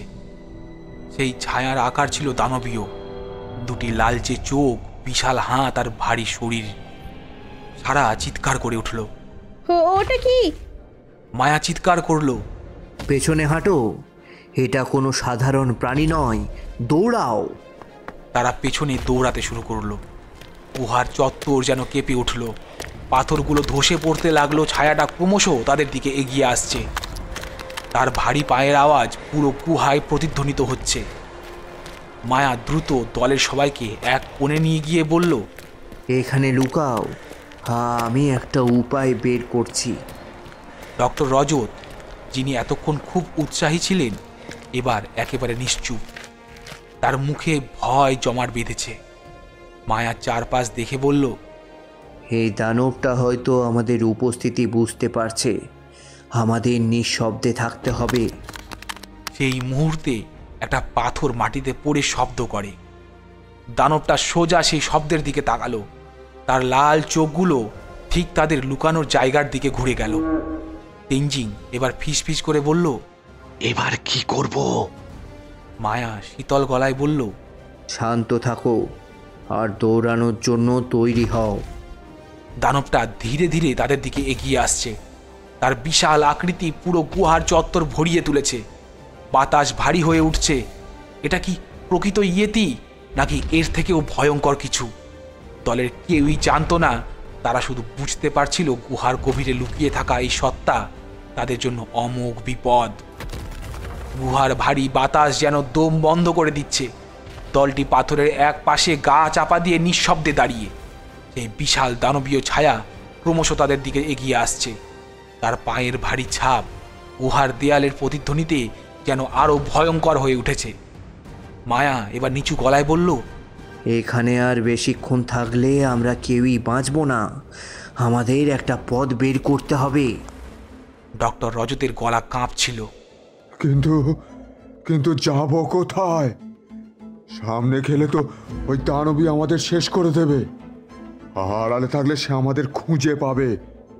মায়া দৃঢ়ভাবে বলল, ওর গতি ধীর, তা যদি আমরা দ্রুত নড়তে পারি তাহলে বাঁচার সম্ভাবনা আছে। এমন সময় সারা কাঁদতে শুরু করলো। আমরা মনে হয় আর ফিরতে পারবো না, ওটা আমাদের শেষ করে দেবে। মায়া তার কাঁধে হাত রেখে বলল, ছাড়া ভয় পেলে চলবে না, আমাদের সাহস রাখতে হবে। জীবন মৃত্যুর এই লড়াইয়ে যে সাহস হারায় সেই আগে হারে। আমি তোমার পাশে আছি, আমরা সবাই বের হব। মায়ার সাহস কিছুটা হলেও দলের মনোবল বাড়িয়ে তুলল। তেনজিং ধীরে ধীরে সামনের দিকে তাকিয়ে বলল, মায়া একদম ঠিক বলছে। দানবটা বড় হলেও ধীরে নড়ছে। আমরা যদি দল বেঁধে বেরোতে পারি তাহলে হয়তো বাঁচতে পারবো। মায়া তাদের পথ নির্দেশ দিতে শুরু করলো। টর্চের আলো বন্ধ করে ফেলো, আলোর দৃষ্টি আকর্ষণ করবে। আমরা দেয়ালের ধার ধরে এগোবো, একদম কেউ শব্দ করো না। দলটি গুহার দেয়াল ধরে অতি সন্তর্পণে এগোতে শুরু করলো। মেঝেতে ছড়িয়ে থাকা পাথর আর বরফের টুকরো এড়িয়ে হাঁটতে তাদের প্রচণ্ড কষ্ট হচ্ছে। পায়ের নিচে একবার যদি কোনো পাথর নড়ে যায় তাহলে সব শেষ। দানবটা তখন তাদের খুব কাছাকাছি। তার শ্বাস প্রশ্বাসের শব্দ এতটাই ভারী যে মনে হচ্ছিল পুরো গুহার বাতাস কাঁপছে। হঠাৎ করেই সে একবার থেমে গেল। তার মাথা ঘুরিয়ে চারপাশের অন্ধকারের কিছু একটা খোঁজার চেষ্টা করছিল। সারা ফিসফিস করে জিজ্ঞেস করলো, আমাদের কি দেখে ফেললো? মায়া তার হাতে ইশারা করে চুপ থাকার নির্দেশ দিল। হঠাৎই দানবটার দৃষ্টি আকর্ষিত হলো তাদের দিকে। সে গর্জন করে তাদের দিকে ছুটে গেল। মায়া চিৎকার করে বলল, দৌড়াও। তারা প্রাণপণে দৌড়াতে লাগলো, কিন্তু গুহার ভেতরের আঁকা বাঁকা পথ তাদের গতিকে থামিয়ে দিচ্ছে। মেঝেতে ছড়িয়ে থাকা পাথর আর ফাটলে প্রায়ই কেউ না কেউ হোঁচট খাচ্ছে। তারা হঠাৎ পা পিছলে পড়ে গেল। মায়া সঙ্গে সঙ্গে তার দিকে ফিরে এলো।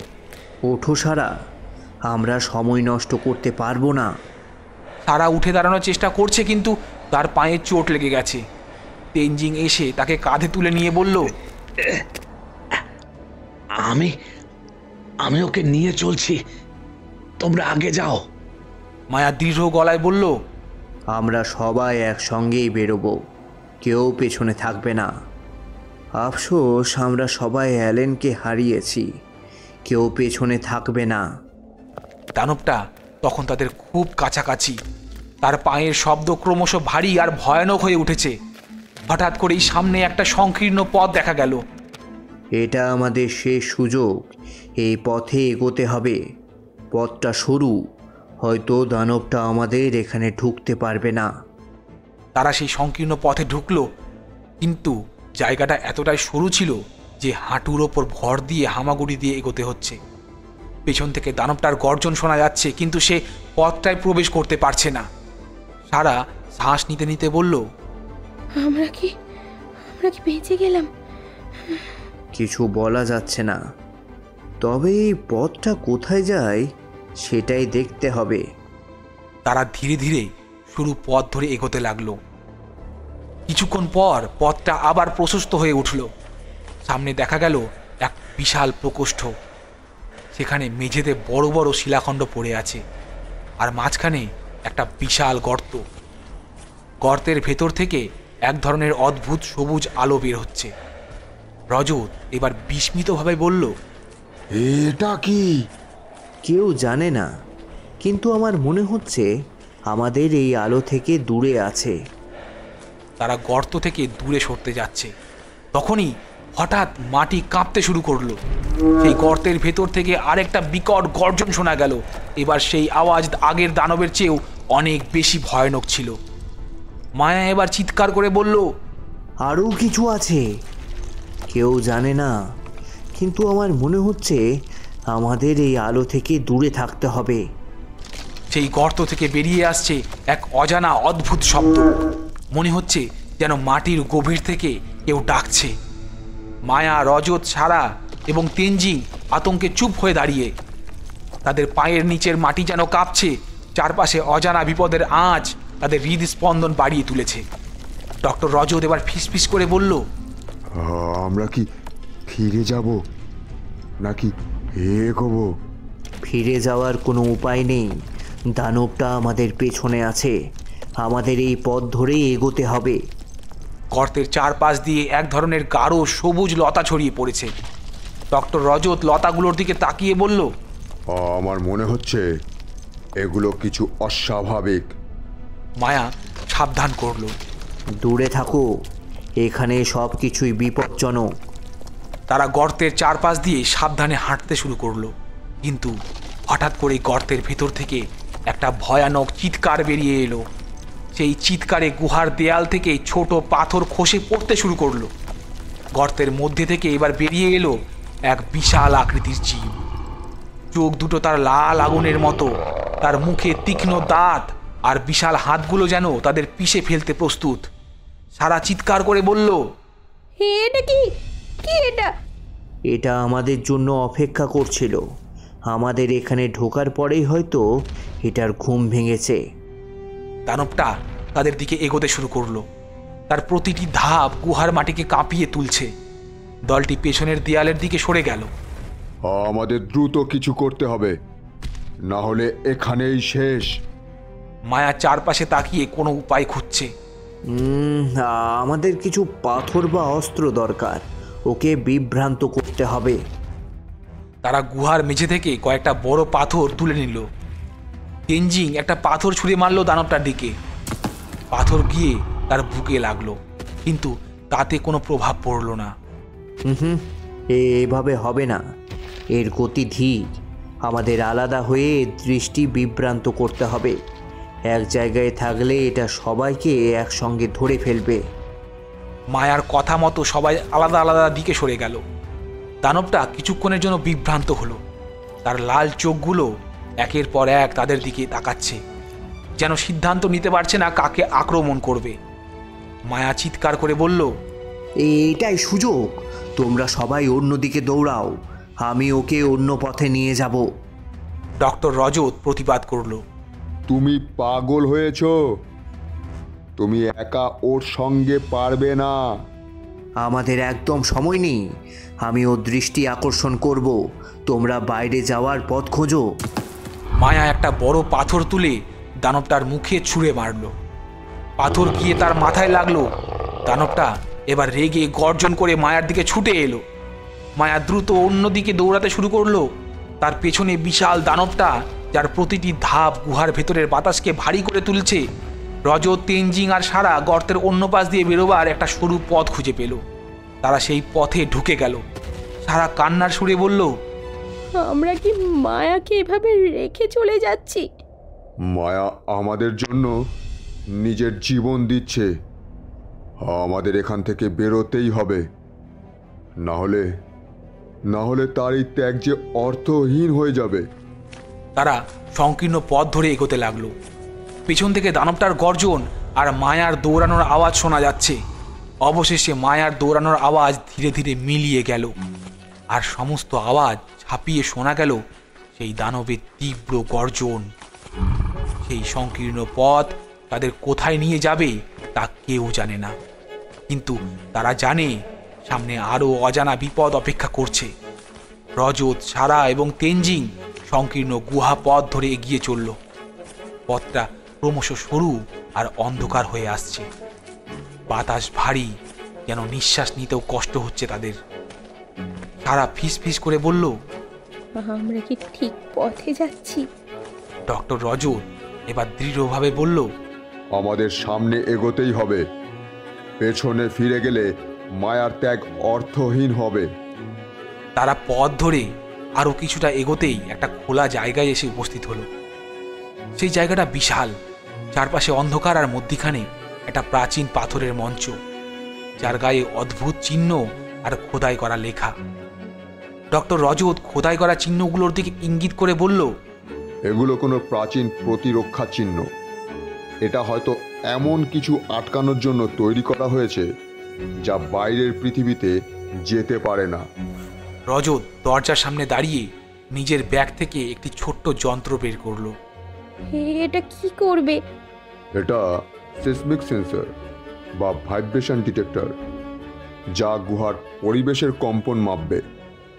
এটা দিয়ে দেওয়ালে বা মাটিতে সংকেত পাঠানো হবে এবং ফিরে আসা প্রতিধ্বনি থেকে কম্পনের প্রকৃতি নির্ধারণ করবে। এরপরে এর স্ক্রিনে তথ্য দেখা যাবে, যা সংকেত বিশ্লেষণ করে গুহার কাঠামো বা সম্ভবত অভ্যন্তরে লুকোনো কিছুর ধারণা দেবে। হয়তো এর মাধ্যমে কিছু সংকেত ধরা যাবে। যন্ত্রটি চালু করার সঙ্গে সঙ্গে একটি অদ্ভুত শব্দ বের হতে শুরু করলো, যেন হাজারো মানুষের কান্না একত্রে বাতাসে মিলিত হচ্ছে। সারা আতঙ্কিত হয়ে বলল, এটা ঠিক হচ্ছে না, কিছু একটা ভুল হচ্ছে, আমরা এখান থেকে সরে যাই। ঠিক তখনই চারদিক যেন কাঁপতে শুরু করলো। হঠাৎই প্রবল শব্দে সামনের মাটি ফেটে যেতে শুরু করলো। রজত আর সারা পেছনে সরে গেল। ভূমিকম্প কিনা বুঝতে পারছি না, কিন্তু ডক্টর রজত কথাটা শেষ করতে পারল না। ফাটলের মধ্যে থেকে যেন একটি ভয়ঙ্কর অন্ধকার প্রবাহ বেরিয়ে এলো, চারপাশ কাঁপিয়ে দেয়াল ভেঙে পড়তে লাগলো। রজত একা রয়ে গেল। সারা আর তেনজিং তার চোখের সামনেই ধ্বংসস্তূপের নিচে চাপা পড়ে গেল। রজত বুঝল এখানে আর এক মুহূর্তও থাকা সম্ভব নয়। তবে সে গুহার গভীরে যে ধারা দেখেছিল সেটার কথা মনে পড়ল। কোনো উপায় না পেয়ে সে সেই স্রোত ধারার দিকে দৌড় দিল। গুহার পথ যেন আর শেষ হয় না। পথ থেকে যেন সেই অন্ধকার প্রবাহ তাকে তাড়া করছে। তার নিঃশ্বাস ভারী হয়ে আসছে। ঠিক তখনই দূরে একটা ক্ষীণ আলোর রেখা দেখতে পেল সে। এগিয়ে দেখতে পেল একটা জলধারা। আর কিছু না ভেবে জলে ঝাঁপিয়ে পড়ল রজত। স্রোত তাকে কোথায় নিয়ে যাবে সেটা জানার সুযোগ নেই তার কাছে, কিন্তু এটাই তার একমাত্র পথ।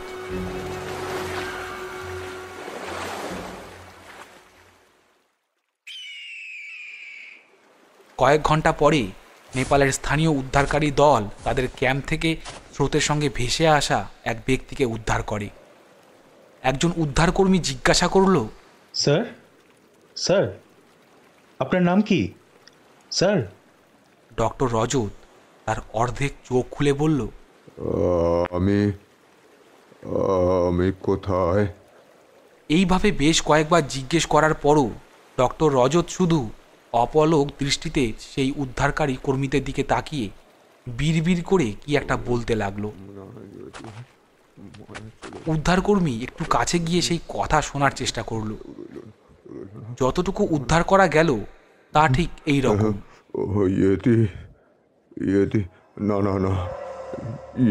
না। তারা বুঝতে পারল রজতের অবস্থা অত্যন্ত গুরুতর। তাকে তৎক্ষণাৎ হাসপাতালে পাঠানো হলো। ক্রমশ রজত সুস্থ হয়ে উঠতে লাগলো, কিন্তু তার মন সুস্থ হলো না। হাসপাতালে শুয়ে মাঝরাতে সে শুনতে পায় অ্যালেন, মায়া, সারা, তেনজিংয়ের কণ্ঠস্বর। রজত জানে না এটা তার কল্পনা নাকি সত্যি। সেই গুহার দরজা, সেই অন্ধকার, সেই নীল আলো সব যেন এক ধাঁধার মতো তার মনে রয়ে গেল। কিছুদিন পরে খবরের কাগজে একটি রিপোর্ট বের হলো। মাউন্ট এভারেস্টের এক অজানা গুহা থেকে একজন অভিযাত্রী জীবিত ফিরে এসেছে, কিন্তু তার সঙ্গীরা আর কেউ বেঁচে নেই। তবে রজত কিছুতেই আর স্বাভাবিক হতে পারল না। রাতের অন্ধকারে তার কানে ভেসে আসে সারা, তেনজিং, অ্যালেনের চিৎকার। মাঝে মাঝে সে মায়ার মৃদু গলাও শুনতে পায়।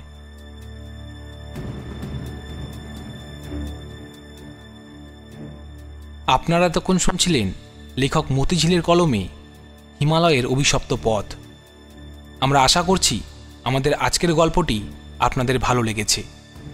আমাদের আজকের গল্প আপনাদের কেমন লাগলো তা অবশ্যই কমেন্ট বক্সে কমেন্ট করে জানাবেন।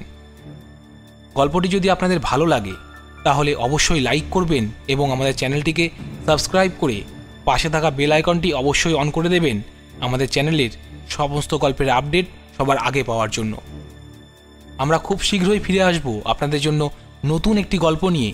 ততক্ষণ অবধি সবাই ভালো থাকবেন, সুস্থ থাকবেন। ধন্যবাদ।